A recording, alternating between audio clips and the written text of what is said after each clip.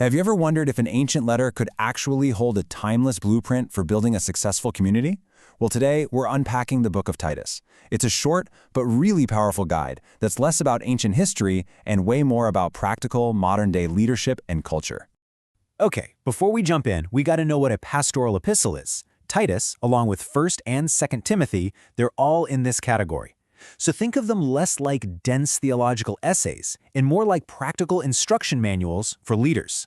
They're all about the how-to of building a strong, healthy community.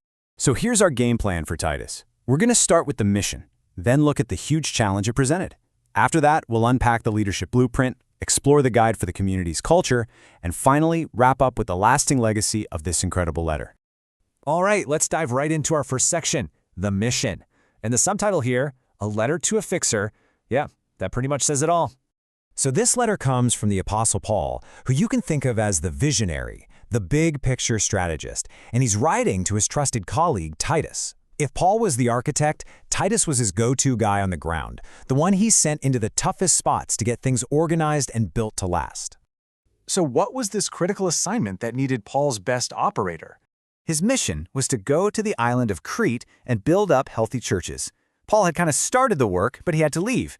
So he left Titus behind to finish the job, to bring order out of chaos. It's kind of like launching a really important new branch in a difficult market and sending in your best person to make sure it succeeds. And that brings us right to the heart of the problem, the challenge. Why was Crete so hard? Well, Titus's job was literally to counter chaos. And trust me, that is not an exaggeration. The central conflict was basically a battle of ideas. On one side, you had sound doctrine, which is just clear, truthful teaching. And on the other, you had all these false teachings that had to be dealt with.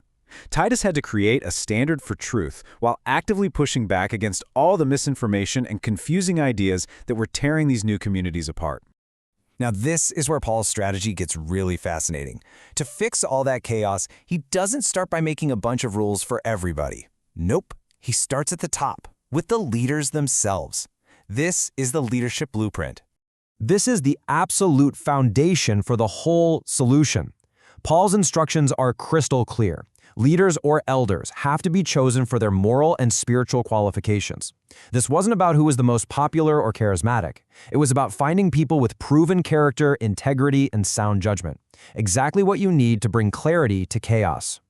So, once that strong leadership is in place, the focus gets wider, moving to the entire group.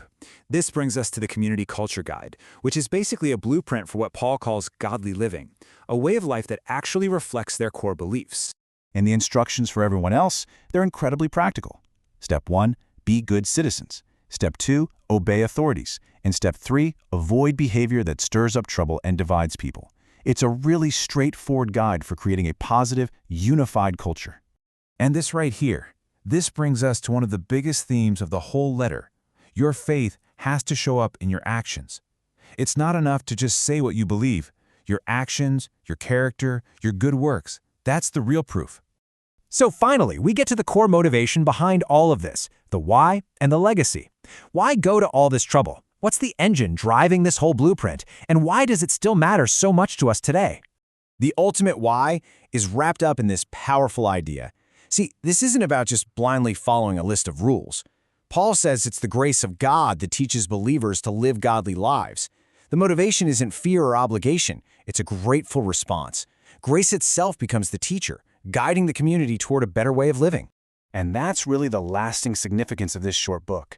It's a timeless model that shows us that good leadership built on a foundation of clear core values is what allows a healthy, positive community to really flourish by living out what it believes. So, as we close this out, let's take this ancient blueprint and think about it in our own lives. I mean, whether you're in a church, a company, a sports team, or just your neighborhood, the question is still the same. What truly makes for good leadership in any community?